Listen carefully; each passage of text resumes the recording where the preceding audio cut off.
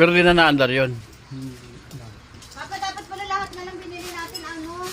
Magkano mo bebenta yun? Mga 5, 4. May papel yung kompleto. Pala lahat na lang pala. Konting ano lang yun, konting ayos lang yun, no? Ayos lang yun. Magagamit na yun. Dalawang liso. Takbo na yun. Diba? Meron kasi akong ano pang requirements ko sa SSS ko.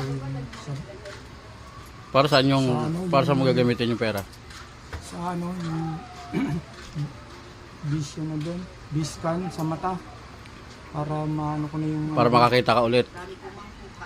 Hindi, yun kasi yung requirements sa SSS. Para makuha ko na yung...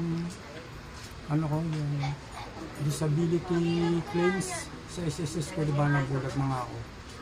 Pero di ka, pero nakakaaninag ka pa. Nakakaninag pa. Yun nga kasi ang mahal nung nagtanong kami sa ano lang meron sa dasal. Magkano daw